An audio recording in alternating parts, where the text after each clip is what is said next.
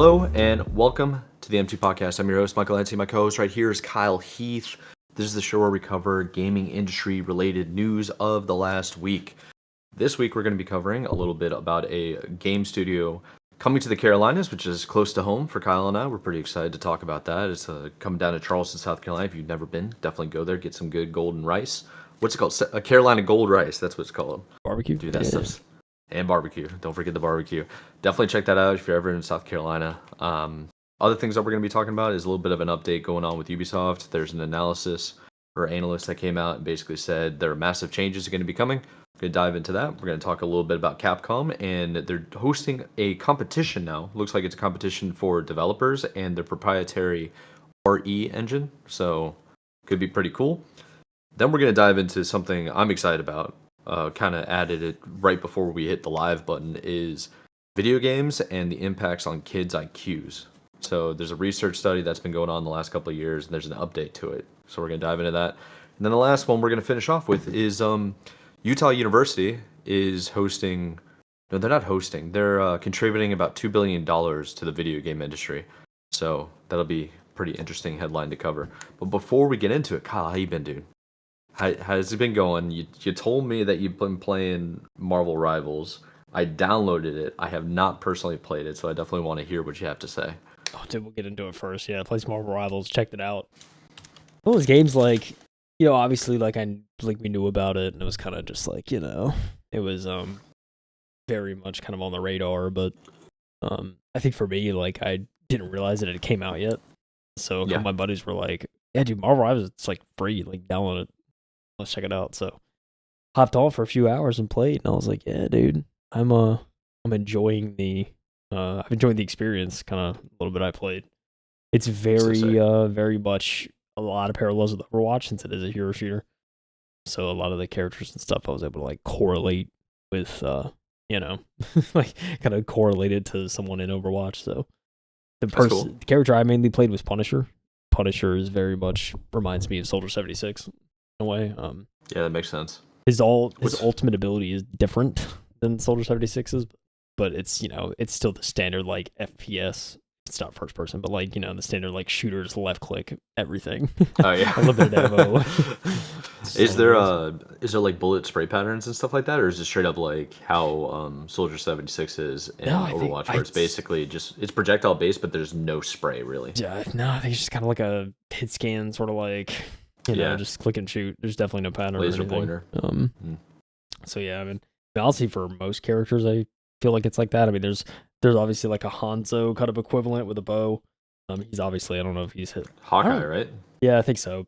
I don't know if he's hit scan, but similar concept. He just has a bow, and he's I was getting annihilated by some Hanzo, Hawkeye. It was crazy. Some people were going crazy with him. But yeah, so there's some of that. Obviously, some of the tanks, Groot is one of the tankier characters. So that makes sense. Yeah. It was cool to see him. There's some characters I think if one person plays Groot and the other plays the raccoon from Guardians of the Galaxy. Why am I forgetting his name? Rocket. Oh yeah. Yeah, they play Rocket. They play as Rocket. Rocket can ride Groot almost, and kind of it's you're kind of they can work together. Yeah, exactly. They pair together so they can kind of play off of each other. That's pretty cool. Dude, that's insane. Yeah, there is the Incredible Hulk in the game and Bruce Banner, and it's literally pretty much Diva minus the mech suit. So you have your ult when you start, and if you ult, you turn into the Hulk. You're very tanky. You can run around really kind of deal some kind of damage, be a distraction almost. And then whenever you take enough damage, you turn back out of the Hulk into Bruce, and then you just have the pistol and you're running around trying to build up your ult again. It's kind of like you're the sponge kind of thing. Yeah, that makes kind of sense. Can you play as Thor or Loki in the game? Sure can. Thor's in the game. Cool. Loki's there. I think Loki's a healer, I want to say. And Thor's just kind of runs around with his hammer. Thor should be straight up DPS, I would imagine. But yeah, there's that's cool. Yeah. I'm glad to hear you like it. I've heard a lot of good things. I haven't personally gotten into it yet. I know there's a couple of updates coming to Overwatch. We mentioned that last week. And there's a new update that just dropped for Fortnite today, actually. Yeah. And that is the first-person shooter. Yeah. As well. So I'm curious, how everything's going to play out, because I think we're going to start getting into I think people are getting worn out on battle royales, and they're getting more into battle arenas again, like old school COD, Halo. It's becoming more like that. I mean, Fortnite making an FPS is kind of like showing that that's probably true. Dude, yeah. There's they have a tactical shooter mode. They also Yep. have the I saw some gameplay of pretty much a Call of Duty clone within That's what I'm Fortnite. talking about. Yeah, Dude, it looked ridiculously good. I was like actually surprised how like clean it looks, and I want to try it because I'm like, if this plays as well as it looks, and it's gonna be scary. I feel like for some of the industry. Dude. So yeah, I mean that's what Unreal Engine is now. You know, that's just how it is. It's pretty sick though. Yeah, I'm excited to see kind of what they do with that because yeah, that's huge. Like a good solid FPS in a game like Fortnite, it's free. Mm-hmm. Like, what are we talking about, Mike? We ever buying another FPS again, dude? That's a good question, actually. Everything seems to be going to free to play, or it's on a battle pass, or like Game Pass, or any type of subscription based service. Yeah. So it's crazy now, man. But yeah, so played some Marvel Rivals. Played some more Baldur's Gate. You already know. Playing the campaigns. I getting more dive into that. I'm still in Act 1, so I haven't even made it to Act 2 you yet. got a long way to go. Yeah, I think I'm almost in Act 1 in one campaign, or almost in Act 2, I should say, rather, in one campaign. Tailing the end of Act 1, so. Yeah, dude, enjoying that a lot. I have not had a chance, unfortunately, and I won't have one until next week, to check out Indiana Jones and the Great Circle. So that's definitely on my slate for next week, because I've heard nothing but good things, and seeing all the initial reviews. I haven't like watched too many, like I haven't gone too far to the reviews because I want to save some stuff for when I play, but just the initial reactions are very much like, yeah, it's a good game, check it out, kind of thing. So yeah, yeah, it's on Game Pass. I'll be playing it there. I even saw a Steam count on Steam. I think it peaked at like 12,000 on Steam. That's people just buying the game outright and playing it. So which is kind of crazy to me. So yeah, with it being on Game Pass, I need to start playing. I was thinking about this too. So I've been thinking about playing games in the living room, because honestly, this chair that I'm sitting on is trash. And playing single player games, you want to be comfortable, right? You just want to be posted up. So I want to use the TV in the living room with the couch, and like the couch pulls out into like one of those makeshift kind of bed styles. Like it's pretty big. So I want to have one of those.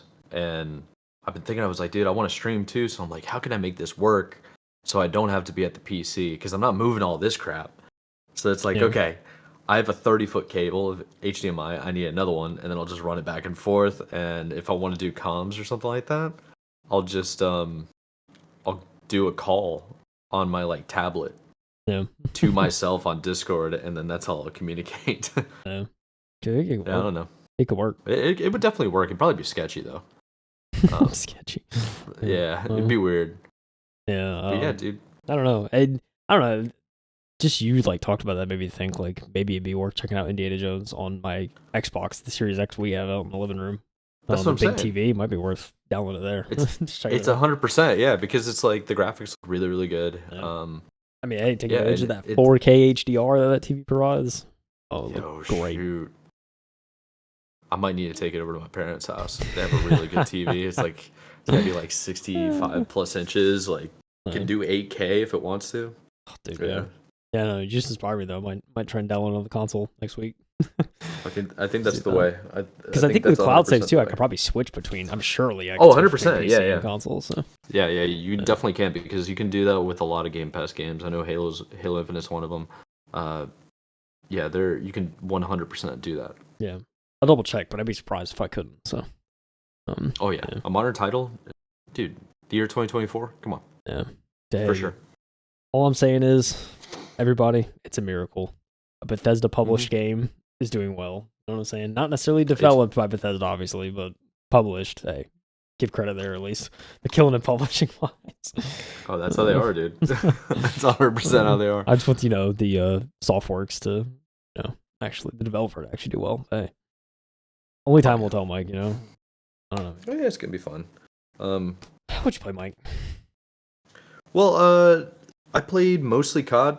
That's been keeping up a lot of my time. I've been getting really incredibly frustrated with it, but it's been a good time. Just like playing with the boys, trying to get better. I took so many L's. I think I told you about this, right? Like I spent 4 or 5 hours of gameplay, just no wins at all, That's and it was rough. horrific.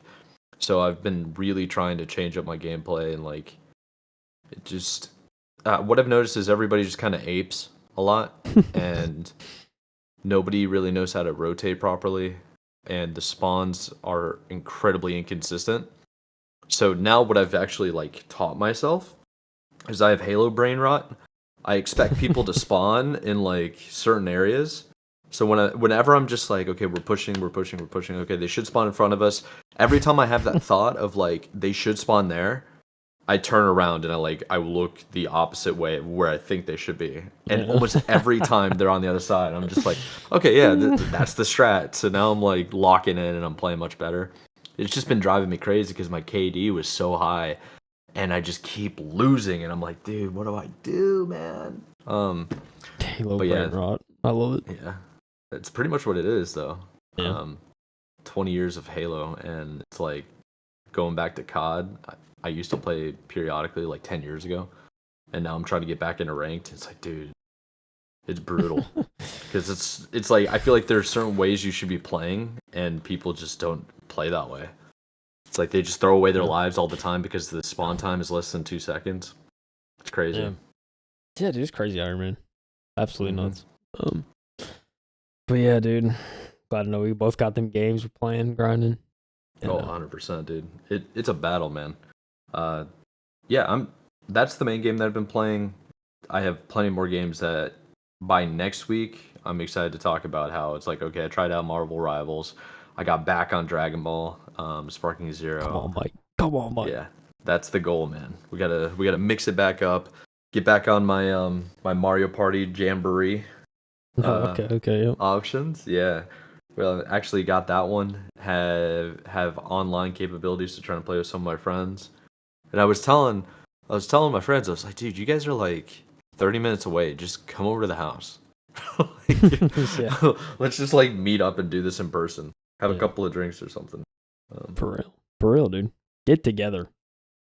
That's the point of games, dude. Bring people together. The little couch gaming, man. Couch gaming. 100%. Yes, sir. But hey, why don't we talk about something a little bit closer to home? And our first topic of discussion that's going on is this new studio out of Charleston, South Carolina. For those of you that don't know, Carolina has actually like a lot of video game companies. The most well-known is Epic Games, Fortnite, Gears of War. That's located in Raleigh, North Carolina. And I think Charleston, it's probably like a 3-hour drive. It's like not far. Right? I think so. Something like that. I mean, for me, it's about 2.5. I don't know how much it is there. Let's see. It's like Charlotte to Raleigh is about like 4 hours. Yeah, it's basically central South Carolina on the coast. Yeah, that makes sense. It's like the central. Yeah, whatever. But what's going on in South Carolina? Fill us in, dude. All right, dude. Talk about your state. State, baby. Bring them home, you know. PTW opens a new studio in South Carolina, the new Charleston office to be headed by Bernhard Ryder. Bernhard. All right, dude. Marie DeLassandri wrote this article from gamesindustry.biz. And it details as follows. Games industry service provider PTW has opened a new studio in Charleston, South Carolina. The office will be led by studio head Bernhard Ryder under the leadership of VP of Operations of Americas, Sebastian Ish. That's what it looks like. It sounds like I'm saying something wrong, but that's how it is. Yeah. Just go with it. Bish. Okay. This is PTW's fourth North American studio, and it'll feature state-of-the-art amenities designed for next-gen testing, the announcement said. Bish commented, to better serve our US-based partners, we understand the significance and importance of having a domestic QA solution. Synergies are invaluable. Charleston stood out as an ideal location. It's a growing tech hub with a perfect blend of proximity and highly skilled talent. PTW is excited to create a center of excellence for the industry within the vibrant Charleston community, and we look forward to building a new flagship studio in the US. Earlier this year, PTW acquired Florida-based developer Ghost Punch Games for $13 million. has followed redundancies at the company in January, with around 45 staff laid off, primarily from QA teams. Dude, Mike, I have to say, it feels weird and good that some video games are coming to a place that's not too far from where I grew up and stuff. It's kind of wild. Obviously North Carolina, like you mentioned, being the closest. You got the big games. You got Epic. Obviously probably the biggest, based out of North Carolina. I think, doesn't Blizzard have one of the studios in North Carolina? Am I thinking that right? Yeah, it has like a satellite. Yeah. Blizzard's so big, they're like in multiple countries and stuff like that. Yeah. Yes, North Carolina, dude, has everything, but now South Carolina is getting some love. It's pretty sick. One of the things I wanted to look up, so Ghost Punch, do you remember who they are? I had to Google it just now just to make sure I knew what I was talking about. The name's familiar, but I forgot what they made. This is why it's familiar. They worked on Fortnite Creative, Mortal Kombat 1, NFL Pro Era, and there are a couple other ones here that they've actually worked on. Prey, that old game from way back in the day. Oh. Apparently Battleborn, Borderlands 2 VR, Borderlands 3. So it's these guys are really well established. Okay. Outriders is on this list as well. Civilization 6. So yeah, they've been around. And a whole bunch of other ones. So it seems like they're a jack of all trades kind of place. Yeah. That's what it seems like. Which is also exciting. You got some expertise coming in. Yeah, PTW acquired them for $13 million as well. So these could possibly be contract workers. Yeah, potentially. That happened, less than 3-4 months ago. Yeah. Pretty sick. Potentially, man. Look. So he's been in Charleston. It's a beautiful city. A lot of water. Awesome, too. A lot of water. A whole lot of water. All I will say for the studio is, be mindful, because when it rains, probably have to deal with flooding. It's guaranteed. Oh, yeah. So that's a just fact, be mindful. It's not for the weak in that regard, especially in the hurricane months. It's the only downside, really. But other than that, man, city's beautiful. They have an awesome bridge. That thing is massive and can be very vexing, I'm sure, to some people. You cross that bridge and you're like, dude, why is it so big? Yeah. You're like, oh, okay. Yeah, it is pretty insane, but it has to do with what river? I can't remember what river it is, but basically it's a major transport. It's a major port city. Basically, it's kind of like Baltimore in a way, just further south. And the reason for that is that it's easier access to get to and from with those giant container ships. Yeah. And it also has cruise liners out there too. Yep. You can't really get that too much in North Carolina because we have the Outer Banks and it blocks everything from getting into the inner cities. Yeah. So it's for Charleston, it's just right in. You're good. Exactly. So yeah, man, it's geography basically. Great place. Yeah, great place. A lot of cool things to do. Obviously in the South, known for its barbecue, known for good. It's got a lot of good local places. They're pretty good. So yeah, man, it's one of my favorite places to get food. It's so good. Oh yeah, for real. Just going down there. I've been just hanging out in the city. I went. This was a couple of years ago. I went to visit a friend, and it was just kind of in the city, and I just checking everything out and going downtown, and it's very just kind of there's a lot of stuff to do, but also just kind of hanging out in one of the courtyards and just getting some food truck food. That was awesome. Yeah, so. It's very rich in history. I think it throws people through a loop because when you're down there, there's a lot of history about why it's the South. Let's put it that way. Put some people off, but I mean, part of the country's history, so you can check that out. I've always noticed how expensive it is. Charleston's not a cheap place, and their nightlife is very bizarre as well. Everybody goes out at 8 because the lines get out of control, and then everybody goes home before I think the bars the bars close at 2, but everybody kind of goes home at 11:45, 12 o'clock. It's funny. Yeah, you don't have that in bigger cities like Charlotte or Atlanta. Yeah, and the hustle and bustle. Yeah, it's definitely different that way. But yeah, dude, I don't know. It's cool to see that gaming's kind of coming to Charleston. I can't think of too many studios in South Carolina alone. No. Unless No, it's but it like makes kind of sense. I mean, something. the Southeast is pretty affordable. There's a lot of land down there, and if you're a computer programmer, computer like science or whatever, and you're making video games, Charleston's a great place to be. Raleigh is a great place to be. Just, yeah, Right. it's pretty cool. It's the truth, man. Mm-hmm. Yeah, dude, excited to see this. See the developments, see what kind of QA stuff. See like a heavy emphasis on testing too, see what they do with that. It's nice to see some like homeland testing in the US. So kinda Yeah, curious that's actually a fact. see how The that jobs are coming back, dude. Already. goes. I'm on my Pretty cool. Shall we discuss Ubisoft in the year 2025? We're almost there. Oh yeah, we talk about Ubisoft pretty often, I think. And they're a hot button topic. Yeah, it's an easy target, I feel like. And don't you love how in that top left hand corner of the graphic for the people that are watching, it's Splinter Cell. It's I didn't even notice that, Splinter dude. Cell. Yeah, the three lights. I didn't even notice it until you said it, dude. Oh yeah, I mean it's depressed. just it's pretty annoying, dude. It's so so depressed. So this one is Brett Bill, Byll, Bill, coming from Game Rant. The title of the article is Analyst predicts massive changes for Ubisoft in 2025.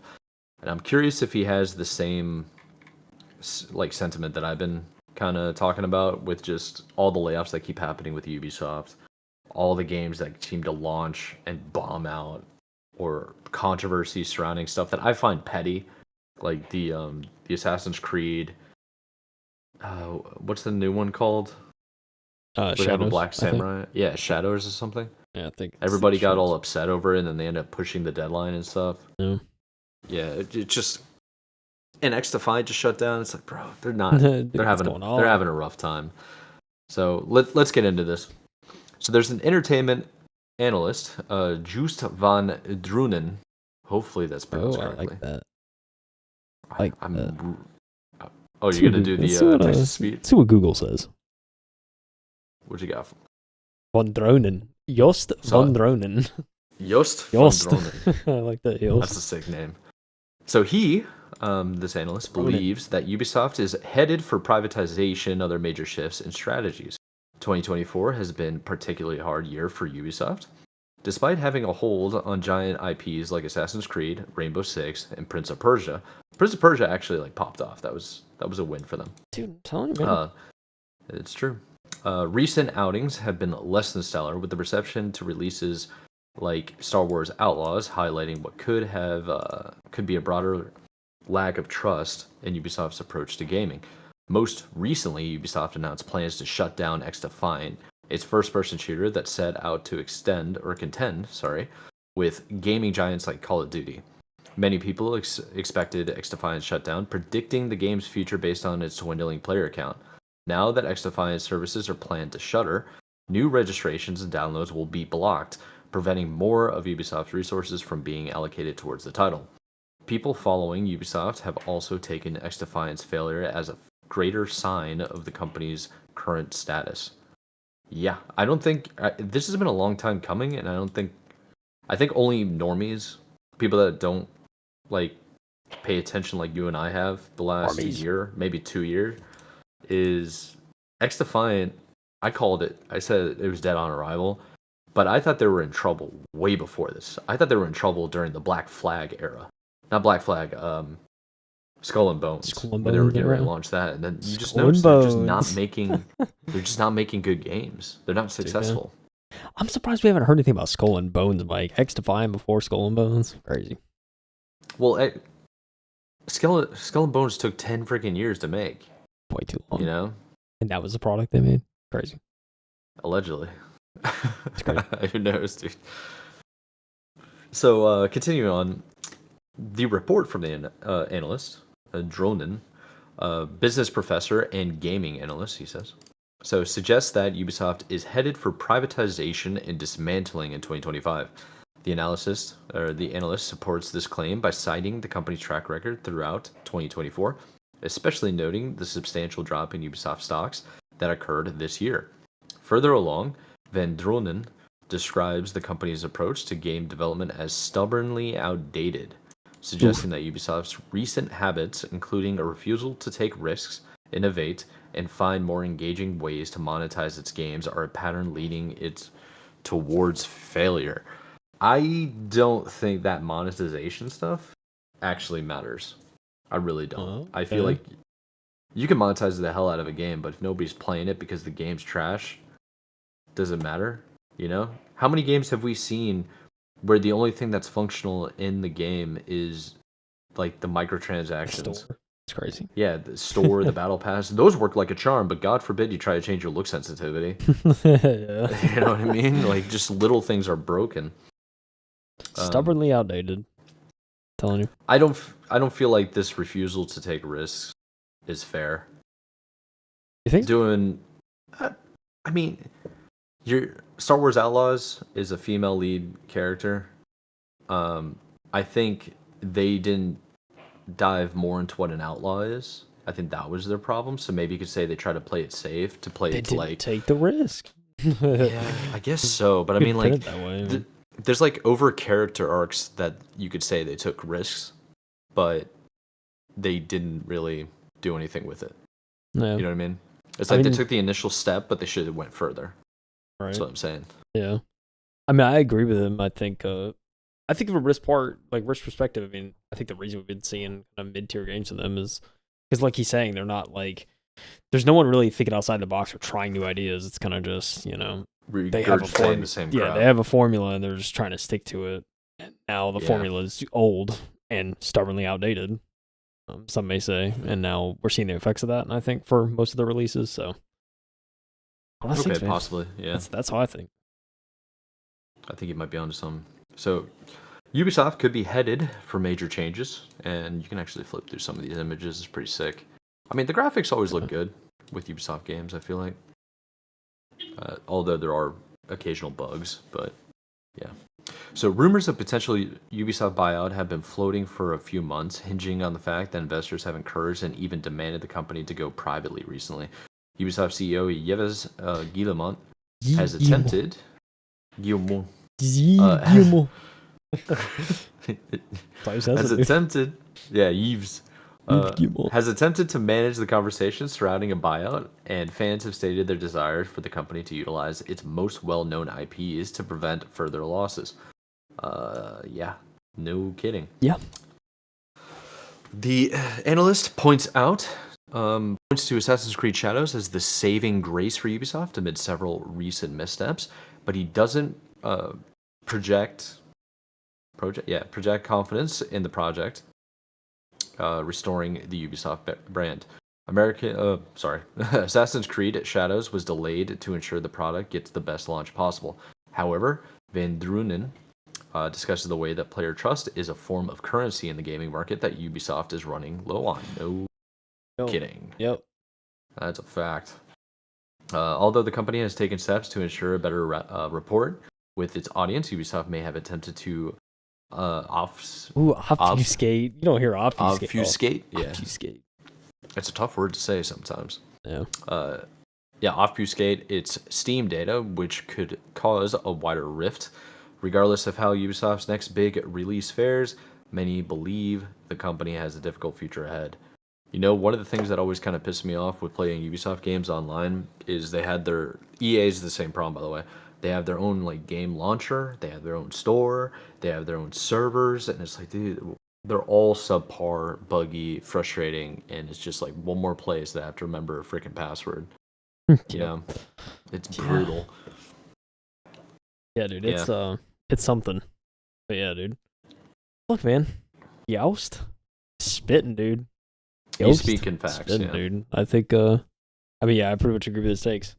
I think it's, like you said, we've been talking about Ubisoft a lot on this pod, and I think, but I think it's just one of those things. Like they're at a very kind of odd like moment in time right now where like if they don't pivot, they die. So it's like, it's like you really want them to like figure it out and kind of try new things because it's very clear that the cookie cutter is making the cookies not as good anymore. It's the best way of putting it, dude. It's just like all their games within a certain series look the same, and it's like there's nothing new here, nothing crazy, and that's what happens, man. We're seeing the effects of Yeah. that when you just don't try new things and try to stick to a formula for too long. So, just kind of is what it is. And I want Ubisoft to like come back, dude. Like I'll say it again. I want Splinter Cell. That's just me. So, yeah, there are a lot of games that Ubisoft has under the umbrella that they could definitely pull from, and it's just a matter of, do they do it, or do they like, where are they at now? Where does it go from here? Because it's not good.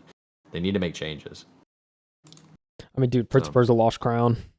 Oh, dude, that was good. Had a hit. That was good. I haven't heard much about it since it came out, you know. So that's fair. I haven't really done much to promote it or anything. I feel like so. Yeah, dude. Hey, it was a hit. Glad about that. Gosh, man, that's why Ubisoft to come back, like do something crazy. Do a Trials game. Honestly, Trials is kind of sick, and they have been working on that one for a while. But that's not going to keep me playing Ubisoft for the long haul. Yeah. That's just something I use to waste time with. But how about we switch over to a more established, more interesting developer? I like it. Mike, you ever heard of Gosu Gamers? Outlet, dude. Yeah. Oh, Gosu. I've heard Go To. No. Gosu Gamers is an interesting one. I just found this. So, going over it. This is coming from Gosu Gamers. Capcom to hold game development competition using its proprietary RE engine. This is coming from It's the RE engine. The RE engine, yeah. I was gonna say Ariana. I don't know if that is Ariana. You know what? I think it is. Ariana. I think I'm right. Hold on. Let's see. Rary Annie. What? Okay, this is Google. You let me down. Let's try that again. I want to see. Hold on. This is what Google says when I highlight it. Okay, that was good. Ariane. Ariane. It's Ariane. Okay, yeah. It was like speaking Japanese to me. I don't know what it was. It was, yeah. Come on, Google. All right, anyway. So, Ariana Yanku Blanco writes this. Capcom to hold game development competition to use proprietary RE engine. Capcom is able to invigorate the game industry with its first ever game development competition. In an official press release, game publishing titan Capcom announced that it is hosting its first ever game development competition utilizing the company's proprietary RE engine. Titled the Capcom Games Competition, this will be the company's first foray into competitive game development events for students in Japan, the ultimate goal of strengthening the game industry. RE Engine, also known as Reach for the Moon Engine, is Capcom's proprietary game development engine, primarily used in the production of Capcom's celebrated lineup of recent Resident Evil games. The engine aids in facilitating a smooth development environment by simplifying complex technologies and making them manageable for developers, as well as allowing for lifelike photorealistic visuals. The RE Engine has been in continuous development since its creation in 2014 for Resident Evil 7. In the Capcom Games Competition, teams of up to 20 students will be able to create games utilizing RE Engine in a cloud environment, while also receiving support from professional Capcom developers and assigning roles to each other according to real-life game creator jobs. Their allocated time for game development will span a half-year period. Additionally, Capcom plans to offer game production support and an opportunity for commercialization for future award winners. Through the Capcom Games Competition, the company is hoping to strengthen the video game industry overall by contributing to the development of research and educational organizations and offering opportunities to learn about game development and its processes to outstanding talent. Competition is open to all students within Japan who are at least 18 years old and enrolled in a university, graduate school, or vocational school. Applications have already begun as of December 9th, and they will continue until January 17th of 2025. For more information regarding this event, you can check out the official Capcom Games Competition website, which is linked in the article. Dude, this is pretty crazy, Mike. This is pretty sick. Dude, this is wild. I'm curious to see kind of... Yeah, it'd be cool to see like other... I mean, I guess the hardest thing, right, is finding time. If you're going to have people from...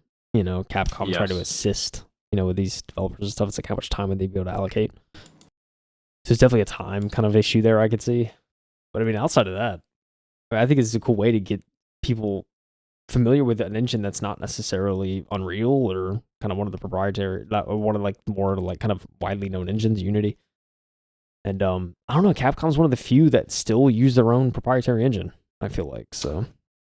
Yeah, they're. I'm sure there's more that we don't really like know about or don't I mean, really yeah, think about. like there's Frostbite, right? For some Yeah, Ubisoft games. Red yeah, Engine, those ones we which definitely know about. a Red Engine, which CDPR uses, but they're actually going away from. So It seems like crazy. everybody in times where everybody seems to be going away to leaving their proprietary engines to go to Unreal Engine because it's so good. It's interesting to see that there's developers right now keeping their proprietary engines themselves and maintaining that. Yeah. I wonder how compatible it is with other engines. Because Yeah. you need to have actual people to work on your engine. And if nobody learns how to work on your engine, does that mean they're learning on the fly every time you hire them? Yeah, it's true. Yeah, it's not ideal. I wouldn't think. Yeah, dude, it's pretty wild. I mean, I always thought visually the RE engine looks pretty good. It's definitely I think it runs pretty smooth too, and like it Oh, gives it like does, the yeah. Resident Evil games a good feeling, And like it's crazy the type of games they made. They've done first person, but they've also done like over the shoulder, and both run pretty well. So it's kind of like different perspectives there. There's like other games I know I'm sure I'm not thinking of too that are different styles using it. So it's pretty versatile from what I've seen. But yeah, dude, it's wild, man. Just seeing that and seeing this a competition, kind of an opportunity for people to get their feet wet in the engine and maybe learn before they even get into the industry, kind of thing. Honestly, yeah, like this is basically an internship, but Pretty it's a much, yeah, competition, yeah. really, But make you It's really competitive. cool. Yeah, pretty cool stuff. Yeah, it's I know this had me thinking too of like CD Projekt Red and their Red Engine and kind of them switching to that. I saw some like I was watching some videos recently of people like describing kind of how crazy it is that they actually are leaving the Red Engine because like have you ever seen like the photorealistic like cyberpunk like mods that people run to actually make the game look like real life, like how crazy good it looks with ray tracing and everything? Yeah, It's pretty insane. The fact that the engine is capable of that with mods, and it's like they probably could have done that to a certain yeah, extent. It's it wild. makes you wonder, like, what they're like. Why are they limiting themselves? You Yeah. know? Well, it also makes you wonder too, like if the red engine's capable of doing that and making the game look that good, it's like it makes you wonder what they saw in Unreal Engine 5 to be like, we're switching to that. You know what I'm saying? Like, what was the pitch? That's what I want to know because that is absolutely Yeah, insane. that's a real good point. It's like, 'cause I it don't was a know. good engine, so I don't know. It's crazy to me, but yeah, it really made me think when I heard that. I was like, yeah, that's a good point. Like what were they shown like in the demo that was like, whoa, this is better than what we have? When like the true potential has been unlocked through like mods of what that engine could be if they really wanted it to be that way. It's wild. Yeah, it just goes to show what like modders can do, or like Oh back-end yeah, developers, like yeah, aftermarkets kind of stuff, and just push the limits of what's capable yeah. of their engine. And it's Yeah, surprising what is capable. So yeah, 100%. Yeah, makes me wonder very too from cool like an story. RE engine standpoint too. Like what could the RE engine do? you know. So Yeah, honestly. so I'll be curious to see how this turns out and if this comes of anything. I know we got more Resident Evil titles on the way. Got Resident Evil 9, I think, next. Pretty sure it's the next one. So, Yeah, there's so many, dude. yeah. Another I don't know, Final man. Fantasy's coming too. I love Resident There's so Evil. many, dude. Honestly, I don't. I feel like this isn't gonna happen, but it would be sick to see a Resident Evil 5 remake because there's so many people that I know personally that love that game. I loved that game. I'd be down to play that game again, like in a heartbeat. So yeah, I don't know. It's be cool to see that, but just a side note. Yeah, honestly, it's like they're you're not the only person to say that with just Yeah. all the games that could be remade now that we're getting to the point of like really, really popular games that came out less than 20 years ago. You can do a remake now, a remaster, and it will do justice. It's a Because back then it was significant like jump. yeah, it's like going from an Xbox 360 or what was it, PS3. Those graphics, yeah, they were good. They were 720p, like some 1080p, whatever. But now if you could get brand new modern controllers, get everything really silk smooth, better graphics, and then maybe do like a little bit of a spin on the story or whatever game you might be playing. It could be Yeah. really fascinating. Just see the remakes, man. Like, you know, Resident Evil 2, Game Awards Yeah. nominee. Resident Evil, Silent Hill 2, Game Award nominee. Silent Hill 2. I mean, it's a game visually is so much. It's just obviously it's much improved going from PlayStation 2 to now Oh yeah. our current PCs and whatnot. So it was done well, and they held to the story, and it's cool to see that. There's obviously twists. It's not exactly the same because you could do so much more now within a video game, which I think is also encouragement to. I mean, I don't know. I think with the remakes and stuff I've seen, I'm not necessarily like. I know some people are like, oh, like I'm sick of the remasters and the remakes. I just want to see new stuff, and I do too. But at the same time, like for older games like that, especially, and even like Resident Evil 4 getting the remake and it being really good. Like, yeah, sure, that wasn't as old of a game. It came out on the GameCube, but like visually, it was much improved, and I think it was made for a modern audience now. So, and it's cool to just see that. And so it's like seeing those games come back to life is, I think it's awesome. And like, there's a lot of those older games that I just haven't had a chance to play, and I don't know if I would unless a remake came out that like would be like, okay, like I'm willing to check this out now and see kind of what it's about. So I'm all for it, dude. Yeah, it's a good point. I think there's room for both. It's a both and, all right. We can have our remakes, we can have new IP. So just facts. Very cool story though. Yep. Talk about them kids, Mike. Talk about them kids. Oh yeah, we're talking about kids. All right, interesting article. We haven't ever covered this publication before, but it is Science Alert, and this is David Neild. I was pretty interested in it just because of the title. It's an article that I think was originally published 2 years ago, and there's been an update to it.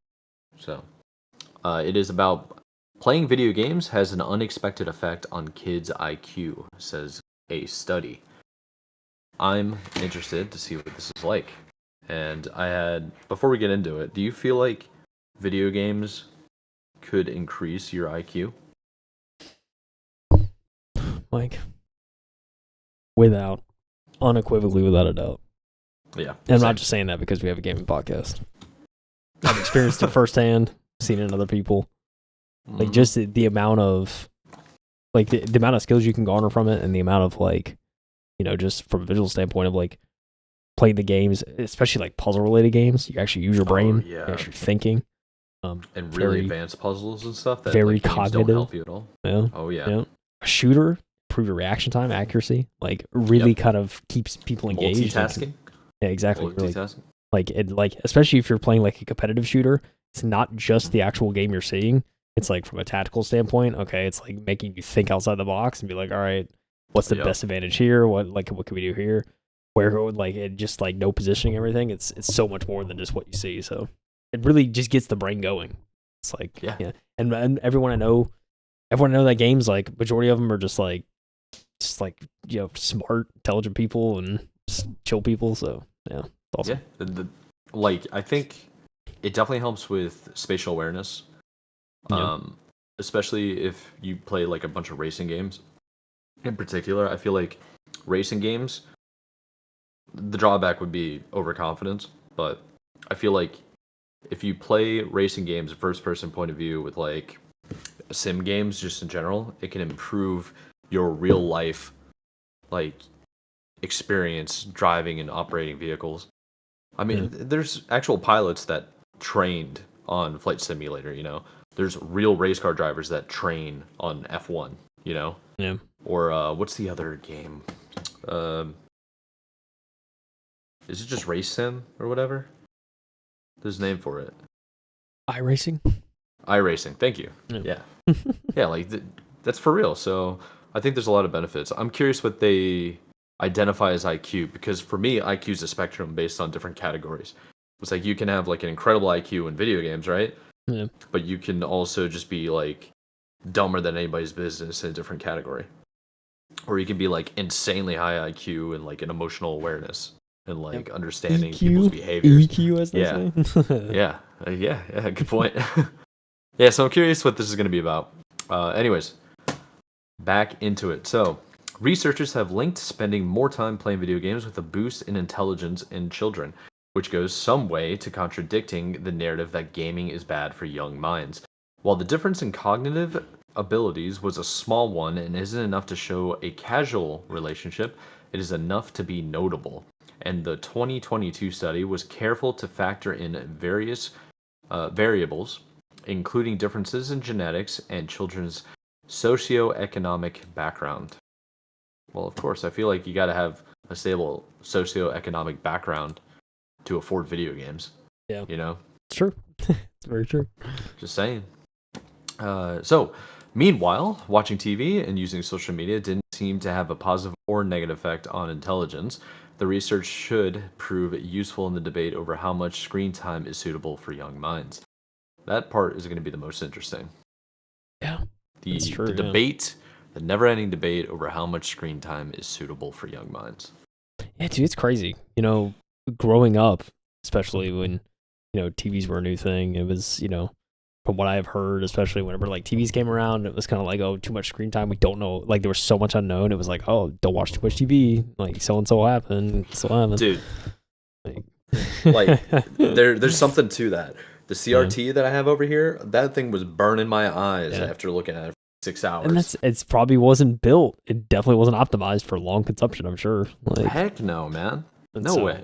And like monitors now, like I mean, I have no idea if it's having long-term effects on my vision. I feel like it's not. But I've been on monitors now for, you know, consistently for 15 years now. So it's like, I don't know. I don't notice anything crazy with my vision or whatnot. But yeah, I don't know. It's definitely not as harmful for the eyes, at least for me.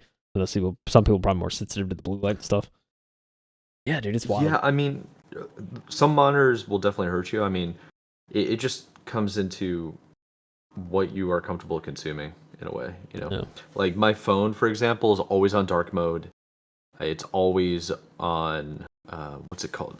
There's a term. Every phone has it. Let me just double check. Eye comfort shield. Are you familiar with that? It basically dims down the colors a little bit, and it gives you a slider option. So it's like the colors look washed out. I can turn it off and on whenever I want to get the true color. But if I don't have that on, I could be overwhelmed with like it would just be really bright. And then there's also the screen protector, right? Like just kind of hiding the image, making sure. Yeah, my privacy protector too. Yeah, so, yeah. That stuff too. Dude, yeah, I have iPhones are nice. I mean, I like about iPhone is they have like the color filter stuff. So if you just want to eliminate blue light and stuff, you can. And so you can have a setting that you can switch on essentially, like turn on like a red light mode or something like that. And that's been helpful too. Like sometimes, like if I'm looking at my phone in bed or I'm like not particularly tired, it's like just throw on the red light. And I do notice that I actually am like I'm like easy. It's much easier for me to like actually feel the melatonin and fall asleep whenever I don't have like blue light beaming me. So I don't know. There is something to that for sure. 100%. Yeah, but that's really good though. Yeah, it's pretty interesting. So coming from this team in the Netherlands, Germany, and Sweden, they wrote a published paper on this study. And these are a couple of quotes from the published paper. Digital media defines modern childhood, but its cognitive effects are unclear and hotly debated. We believe that studies with genetic data could clarify casual claims and correct the typical unaccounted role of genetic predispositions. So the researchers looked at screen time records for 9,855 kids in the ABCD study, all in the U.S. and aged 9 or 10. On average, the youngsters reported spending 2.5 hours a day watching TV or online videos, 1 hour playing video games, and half an hour socializing over the internet. I feel like that half hour of socializing over the internet could probably be higher when you're playing video games, because a lot of people like that's how you socialize, you know. Yeah. I rarely play games completely by myself or like disconnected from the ability to communicate with strangers. It's true, yeah. You know? Yeah. Very rarely do I do that. I mean, if I'm on a single player game for the most 100%. For the most part I'm not. But I mean, to your point, like if I'm gaming, majority of the gaming I would say for sure for me is with other people. So it's kinda like over Discord, right? Yeah. And my other strategy is like I'll play a single player shooter game like Call of Duty or whatever. And I was doing this for Modern Warfare 1 and 3, like the remake and the third one. Yeah. Go through the campaign, I had a video on like my secondary monitor of like whatever I was watching on YouTube. It was long form content, like a podcast. And on my mixtape, I had to switch. So it's like when it goes to a cutscene in my game, I'd be like, instead of tabbing out to go like pause or whatever, I'd just Yeah. be like, all right, let's just turn the Switch audio goes to the other side. Yeah, no. It's funny you say that because like, if I'm grinding a game and I don't have to be super focused, I do the same thing. Just have a video or something. Yeah. On. I intentionally with my Go XLR, I'll intentionally like set the output of the browser to be a different switch, so I can literally just like mute it or lower it and raise it without having to tab out or anything. Genius, nice. dude. So it's super nice because I can literally just be like, oh, cutscene, let me change the levels real quick, and then all of a sudden I'm tapped in. So yeah, it's super nice. Yeah. I need a new mix amp. You got me jealous now. Thanks. It's nice, dude. Let's not go on the tangent though. Let's continue on. So this research paper, and the researchers came out and said that they then accessed data from more than 5,000 of those children 2 years later. Interesting. So they took the 9,855 kids. The original study was 2 years ago, so 2022. They've accessed more data from 5,000 of those 9,855. So this is going to be kind of interesting. Over the intervening period, those in study who reported spending more time than the norm on video games saw an increase of 2.5 IQ points above the average rise. The IQ point increase was based on the kids' performance on tasks that included reading comprehension, visual spatial processing. This is the one that I think is going to be the most noticeable. And a task focused on memory, flexible thinking, and self-control. I don't know about self-control, but definitely focused on memory and flexible thinking, because those are puzzle-style games. And the better you are at video games, the more you start remembering different aspects about a video game. Like competitive shooters you mentioned. To memorize all the different angles that people might have on you, to memorize all of the points on the map and stuff like that is very important. Yeah, dude. That's how you win. 100%. Alrighty, so it's important to note that while the study only looked at children in the US and did not differentiate between video game types, mobile versus console games, or PC, don't forget about PC, it's still a valuable insight into gaming and IQ, and backs up the idea that intelligence isn't a fixed constant that we're born with. So neuroscientist Torkel Klingberg from the Karolinska Institute in Sweden said in 2022, when the study was published, that our results support the claim that screen time generally doesn't impair children's cognitive abilities, and that playing video games can actually help boost intelligence. You hear that, kids? If you want to get smart, get good. Get games. Get games. As the researchers note, this is not the first study to suggest that there could be a link between the time that kids spend gaming and the development of their cognitive abilities. And there seem to be other associated benefits from video games too. That's interesting. I'm so tempted to click on that link. The team behind the current research says that small sample sizes, the different designs of studies, and the lack of consideration for genetic and socioeconomic influence have all led to the conflicting reports of the effects of screen time that we've seen to date. Those are limitations that this study aimed to minimize. All of this is to say that there are a lot of factors at play, both in terms of how intelligence might be developed and formed in different ways in which screen time might affect our bodies and our habits. So much more research is needed. Klingsberg went on to say that we didn't examine the effects of screen behavior on physical activity, sleep, well-being, or school performance, so we can't say anything about that. We'll now be studying the effects of other environmental factors and how the cognitive effects relate to the childhood brain development. Yeah, I think it's a classic case of nature versus nurture, and obviously, if you're fed well, you eat the proper things, you're going to be a healthier kid. You're going to probably be taller, and you don't get the growth limitations or whatever the heck that people say. Maybe that's old school biology that I learned when I was a kid. Stunting growth. Stunting growth. Thank you. But That's basically what the propaganda was. Like the selling point by Big Milk was drink milk, eat your veggies. Yeah. That's what I'm saying though. So I think that's I think that's just an open debate, and it's curious because it's how much does video games influence that too? Are you still stuck on Big Milk? That's so funny. It's a message from Big Milk. Yeah, 100%, dude. Big Milk. I don't want to You're use that geeking now. someday. Big Mill, it's so funny.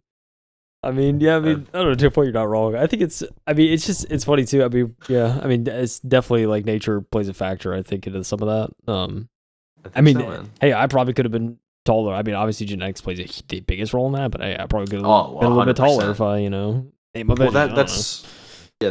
I mean, that's probably one of the things I'm saying though is like it's mostly genetics, Yeah. but how much of like the nurture aspect of it, like your Yeah. environmental circumstances, like how much of that can influence how much can you overcome? Because you could do some crazy like nurture moments by getting crazy surgery to like fix something about you that you don't like, Yeah. you know? Yeah. I guess Nurture. that's nurture, Kind of you ish. know? Nurture-ish. Yeah.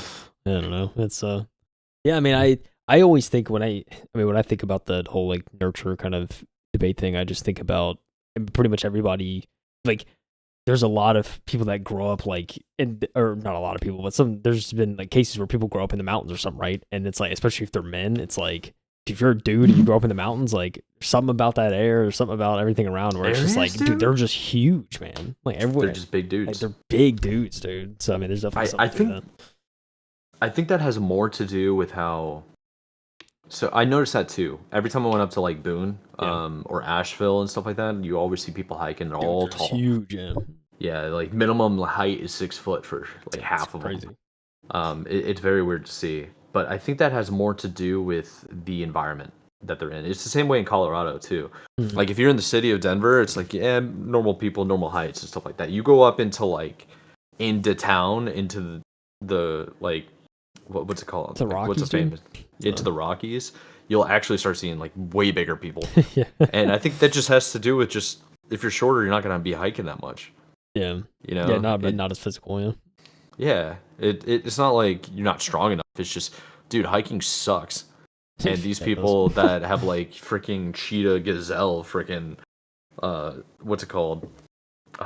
When you're running, it's a pace. Like a gate, Uh, dude. A gate, a running gate. I don't know. I guess so. No, it's like it's almost like a reach for walking. It's like a pace or Oh, a stride? I don't know. stride. Yeah, Yeah, that's stride. the phrase. It's a stride. Stride's like Longer stride. the separation between your Yeah. legs. Yep. Yeah, it's like their stride is just so huge that they can do that. Yeah, dude. Chopping wood. Probably. Chopping wood. You ever try chopping wood? It's hard, dude. That's no joke.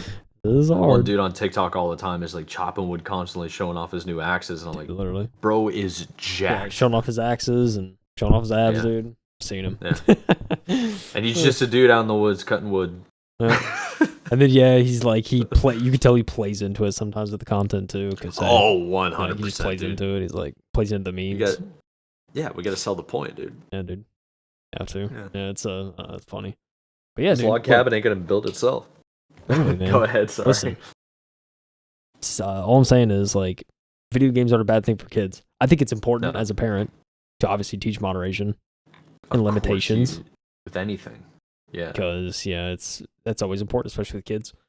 There's a lot of things, my parents limited for me when I was younger, and not saying that I necessarily agree with it at the time, but not saying I disagree with it, because I think it's important to have that. So parents got to parent, but don't be afraid to let your kids play games.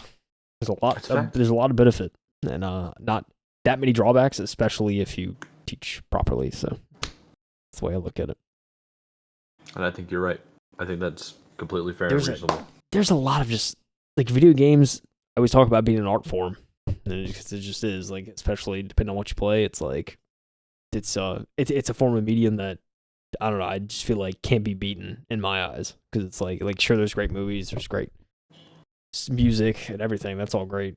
I don't know, man. Dude, games, dude. There's something about it. It's like being able to gauge what you're seeing, and there's so many different genres and categories. Like, yeah, just being able to interact with the medium and have it respond to your inputs. There's something. It's just unlike anything else, I think. I think. Well, here's the only thing that would make it. It's hard. I don't know how to say what I want to say, but basically, I want to take what you're saying about how video games are probably the best form of art. I think music is, but the interesting part about what you said is there's music in video games. It's true. It encompasses a lot. There's Yeah, it cutscenes, encompasses which are like shows, movies, movies. especially Yeah, depending on what it is. Yeah.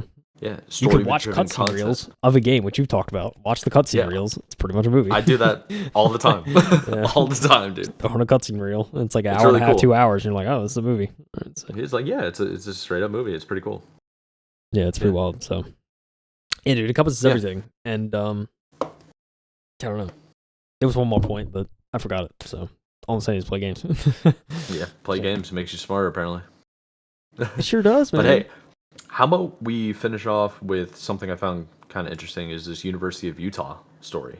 Oh, yeah. And This is coming. I'm excited for you to break it down for us. It's coming from a well-known publication too.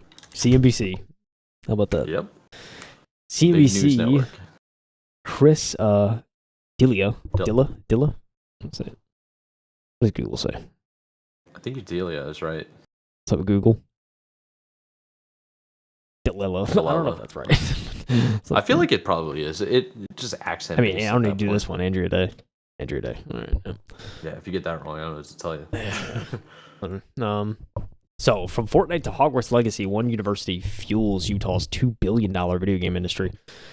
This is coming from Chris and Andrea over at CNBC. So let's get into it, shall we?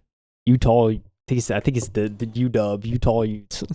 This is the picture. I'm showing that. So the article in part of CBC Cities of Success series, which explores cities that have transformed into business hubs with the entrepreneurial spirit and attracted capital, companies and employees. So it's part of a greater thing. So let's get into it. The video game industry in Utah has become a powerhouse, growing more than 230% in the last decade and bringing in more than $2.3 billion in revenue last year. And it's not stopping. The market is expected to reach an impressive $4.5 billion in economic contribution within 5 years, according to market research from IBIS World. One of the key drivers behind the growth is the University of Utah's cutting-edge video game program. It's at a classroom in Salt Lake City. Students here are immersed in studying video games, not just playing them, but also creating them, fueling an industry that has deep roots at the campus.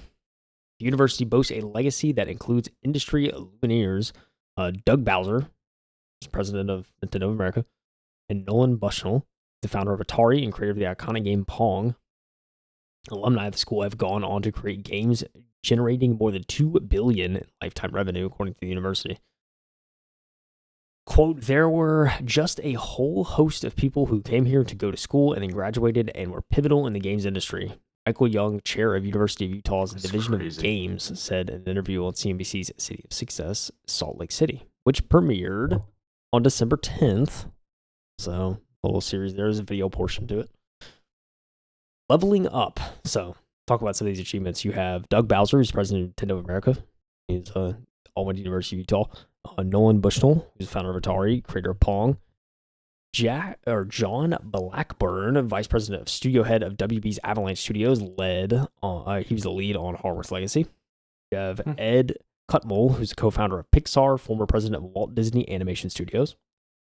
And Richard Evans, who's a pioneer in AI for video games, known for The Sims.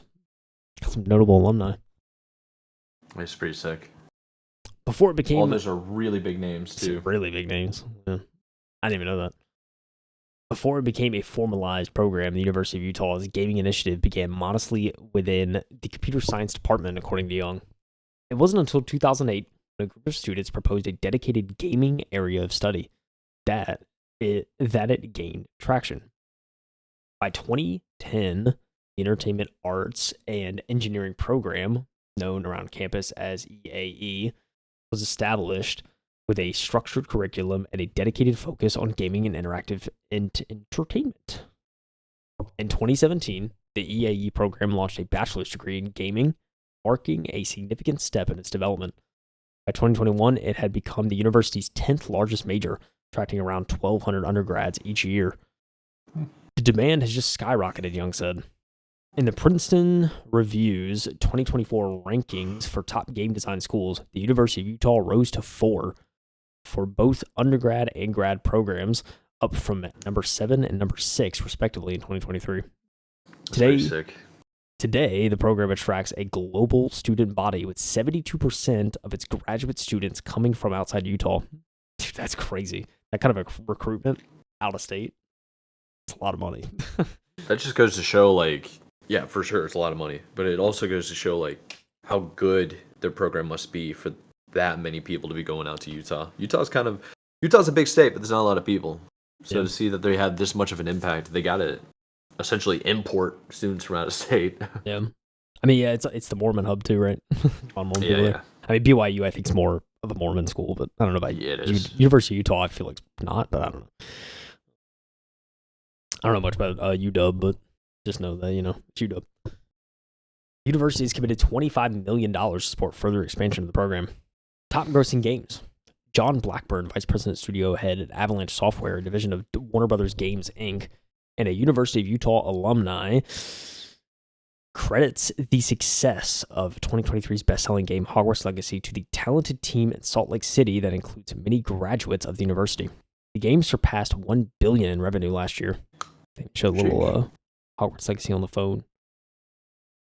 There are probably at least 30 people here directly from that program, Blackburn said. According to Blackburn, the University of Utah's contributions to the gaming industry extend back to pioneering work in 3D graphics, including the creation of the first 3D graphics image, the development of early flight simulators by companies such as Evans and Sutherland. Ooh, dang, okay. Flight sims? Okay. That has really bled into the local game scene, said Blackburn. And so people leave those companies and then make game companies, which we're seeing a lot of right now in the industry. People leave in well-known, established companies to do their own thing. So that's a fact. A lot of notable ones, I'm just saying. Blackbird co-founded Avalanche Studios in 1995, initially gaining recognition for its development of Mortal Kombat, the Super Nintendo, and Genesis, and later developing a reputation with titles such as Cars and Toy Story 3 during its collaboration with Disney.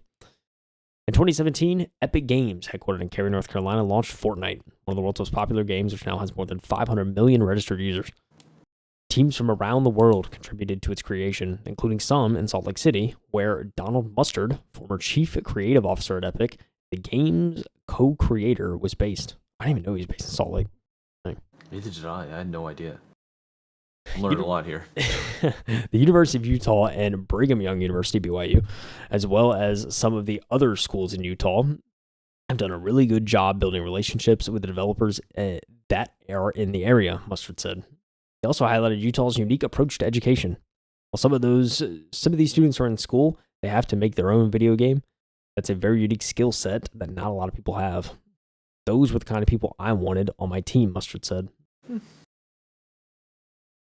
Read more. There's probably other articles. Oh, yeah.